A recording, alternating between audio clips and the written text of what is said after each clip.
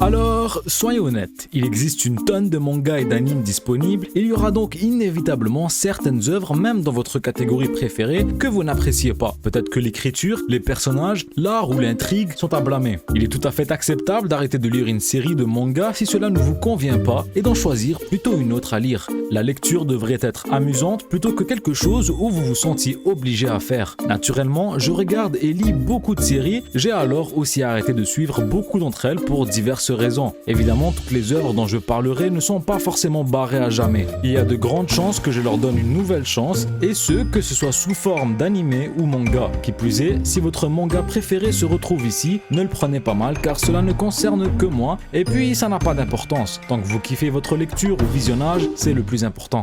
Chainsaw Man était une totale déception. Autant Fire Punch, j'ai eu du mal seulement avec la fin, Chainsaw Man n'était intéressant que durant le début de l'œuvre. C'est triste à dire, mais je n'ai toujours pas changé d'avis. Cependant, je donnerai toujours du crédit là où le crédit est dû. Il y a quelques scènes dans ce manga qui vont absolument vous faire tomber et laisser votre mâchoire sur le sol au vu de leurs magnifiques détails. Certaines scènes de combat dans Chainsaw Man sont de pures œuvres d'art, mais ici, c'est l'histoire qui me pose énormément problème. Après ma lecture de la première partie, j'ai fait une rétrospective sur ma lecture et je me suis rendu compte qu'en fait, l'histoire est complètement fade. Mis à part le fait que le personnage principal est une salope, la série ne laisse pas beaucoup de réflexion aux spectateurs. Certains des personnages secondaires sont intéressants et l'intrigue générale est intéressante. Mais lorsque vous regardez tout cela à travers les yeux de l'homme qui se nomme Denji, l'intérêt diminue considérablement. Pour finir, Chainsaw Man est l'un des mangas les plus populaires de ces dernières années et à vrai dire, je ne comprends pas pourquoi.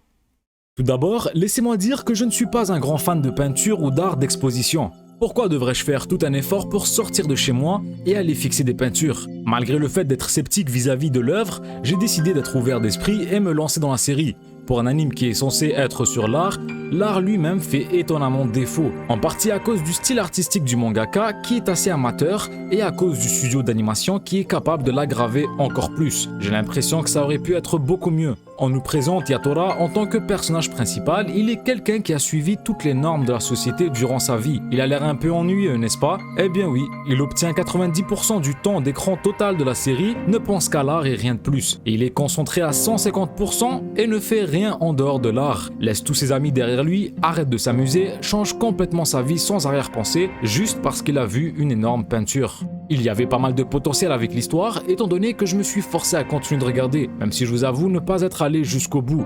Le fait que tout l'anime soit autour de l'art est un énorme point négatif pour moi. Un côté slice of life aurait été plus qu'apprécié. J'en avais parlé précédemment lors de la sortie des premiers épisodes de la deuxième saison, l'arc des esclaves. Je vais me répéter, mais le début de la descente aux enfers a débuté avec cet arc. La première des choses, c'est que dans cet arc des esclaves, il n'y a pratiquement aucun combat comparé à la première saison. Cet arc sert uniquement à faire développer les personnages de Thorfinn, de ce fait, il serait raisonnable de ne pas en être déçu et d'attendre la suite. Le problème, c'est qu'il n'y a plus aucun combat. Thorfinn a définitivement jeté les armes. Ce qu'il y a à retenir dans ça, c'est que beaucoup ont commencé l'œuvre dans le seul but de voir du sang couler et moi inclus. C'est bien pour cette raison que la première saison a autant buzzé d'ailleurs. Alors le fait d'être déçu de ça est une réaction légitime. Je tiens à préciser également que le fait qu'il n'y ait plus aucun combat ne me dérange pas en soi. Je parle bien ici de Thorfinn précisément.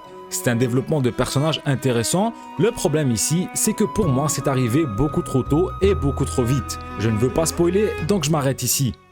Tokyo Revengers est une histoire avec une prémisse spectaculaire qui s'est rapidement dilapidée. C'est ce qui rend la lecture si frustrante. Elle vous séduit avec des aspects vraiment uniques, des aspects qui vous donnent un aperçu d'un énorme potentiel et qui se transforment ensuite peu à peu en un shonen banal. Mais en vérité, pour moi, la lecture était très plaisante au début de la série et même après. Je n'ai pas rencontré de problème qui me dérangeait vraiment au point d'arrêter ma lecture jusqu'à ce que je tombe sur les avis de plusieurs internautes parlant du fait que Takemichi était un pleurnichard. C'est alors que j'ai fait un récap dans ma tête et j'ai réalisé que oui, il pleurait beaucoup trop. Alors dans le cas de Tokyo Revengers, je pense avoir été biaisé quelque peu par l'avis des internautes et il mériterait vraiment une deuxième lecture, même si je ne pense pas que je lui porterai grande estime après une relecture. En parallèle à lui, je pense que je préférerais beaucoup plus Nine Peaks qui a une prémisse similaire mais qui semble plus intéressant.